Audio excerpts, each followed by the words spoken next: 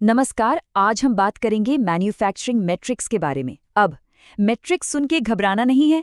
ये कोई boring data की क्लास नहीं होने वाली, बिल्कुल नहीं। हम इसे समझेंगे एक कहानी के जरिए। सोचिए, हम एक फैक्ट्री मैनेजर के साथ एक पूरा दिन बिताने वाले हैं ये देखने के लिए कि ये नंबर्स आखिर काम कैसे करते हैं।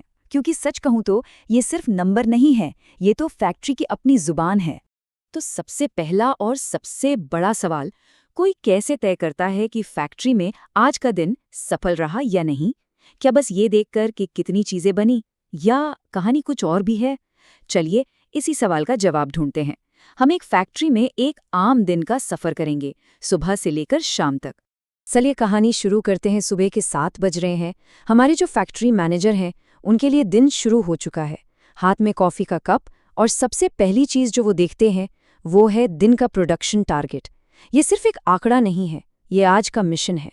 और यहीं आता है हमारा पहला और शायद सबसे जरूरी KPI, planned versus actual output, मतलब नियोजित बनाम वास्तविक आउटपुट।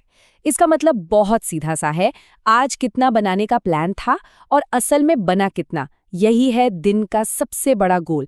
पूरी की पूरी टीम बस इसी एक नंबर के पीछे लगी रहती है। अब देखिए, सिर्फ सुबह सुबह एक लक्ष्य तय कर लेना ही काफी नहीं होता। असली खेल तो है पूरे दिन इस पर नजर बनाए रखना। क्या हम टारगेट से आगे हैं या पीछे चल रहे हैं? यही जो लगातार ट्रैकिंग होती है ना, वही तय करती है कि दिन सफल होगा या नहीं।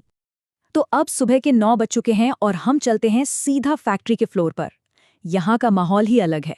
मशीनों का शोर, लोगों की हलचल, यहीं पर वो सुबह वाला प्लान हकीकत में बदलता है। और ये देखिए, प्रोडक्ट्स का पहला बैच तैयार होकर लाइन से बाहर आ रहा है। ये तो बहुत अच्छा साइन है। लेकिन यहीं एक और सवाल खड़ा होता है। सिर्फ ये जानना काफी नहीं कि प्रोडक्ट्स बन रहे हैं, जरूरी ये भी जानना है कि वो कितनी तेजी से बन रहे हैं। स्पीड मतलब रफ्तार, यहाँ सब कुछ है। और इस रफ्तार को नापने के लिए होता है साइकिल टाइम, मतलब एक प्रोडक्ट को शुरू से आखिर तक बनाने में कितना वक्त लग रहा है। साइकिल टाइम जितना कम होगा, जाहिर है एक दिन में उतने ही ज्यादा प्रोडक्ट्स बनेंगे। तो यहाँ हर एक सेकंड की कीमत है।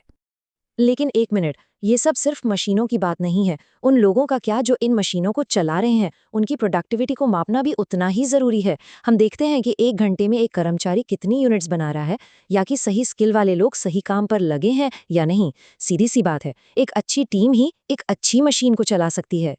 सब कुछ बढ़िया चल रहा था प्लान के मुताबिक, और तभी सुबह के 11:30 बजे एक मशीन अचानक से बंद हो जाती है। पूरी प्रोडक्शन लाइन पर एकदम सन्नाटा। ये है हमारी कहानी का ट्विस्ट, और ये हमें सीधे हमारे अगले केपीआई पर ले जाता है। इस रुके हुए समय को कहते हैं डाउन टाइम, और ये किसी भी फैक्ट्री मैनेजर का सबसे बड़ा दुश्मन होता है। डाउन टाइम का हर एक मिनट मतलब प्रोडक्शन का नुकसान, और ये सीधा असर डालता है हमारे दिन के मेन गोल पर, प्लान्ड वर्सेस एक्चुअल आउटपुट पर। तो इस डाउन टाइम को बेहतर तरीके से कैसे समझें?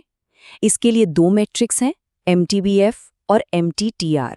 MTBF ये बताता है कि कोई मशीन खराब होने से पहले औसतन कितना लंबा चलती है, ये मशीन के भरोसे को दिखाता है। और MTTR बताता है कि खराब होने पर उसे ठीक करने में औसतन कितना टाइम लगता है, ये हमारी टीम की स्पीड को दिखाता है। एक को हमें ज्यादा से ज्यादा करना है और दूसरे को कम से कम। एक है भरोसे की बात तो दूसरा है वापसी की रफ्तार। अच्छा, तो मशीन ठीक हो गई है और काम फिर से पटरी पर आ गया है। अब बज गए हैं दोपहर के 2। अब हमारा ध्यान मशीनों से हटकर उस चीज पर जाता है जिसके बिना वो चल ही नहीं सकती, यानी कि कच्चा माल। और यहाँ हम नापते हैं मटेरियल यील्ड। ये हमें बताता है कि हम अपने कच्चे माल का कितना सही इस्तेमाल कर रहे हैं। मान लीजिए, अगर 100 किलो कच्चा माल इस्तेमाल हुआ तो उससे कितने किलो का फाइनल प्रोडक्ट बना। ये सीधे सीधे वेस्टेज यानी बर्बादी को ट्रैक करता है। इसका मतलब बहुत साफ है, जितनी ज्यादा यील्ड उतनी कम बर्बादी, और कम बर्बादी का मतलब है कम लागत। ये तो सबके लिए फायदे का सौदा है। देखते देखते शाम के 5 बज गए हैं और दिन भी अब खत्म होने को है। मशीनें शांत हो रही हैं। अब वक्त है मैनेजर के लिए वापस ऑफिस जाकर दिन भर के सारे आंकड़ों को देखने का, ताकि पता चले कि आज का दिन आखिर कैसा रहा। हमने साइकिल टाइम देखा, डाउन टाइम भी ट्रैक किया और मटेरियल यील्ड पर भी नजर रखी। लेकिन क्या कोई ऐसा एक तरीका है जिससे इन सब अलग-अलग आंकड़ों को जोड़कर दिन को एक फाइनल स्कोर, एक ग्रेड दिया जा सके? जी हाँ, बिल्कुल है। इसे कहते हैं OEE, यानी ओवरऑल इक्विपमेंट इफेक्टिवनेस।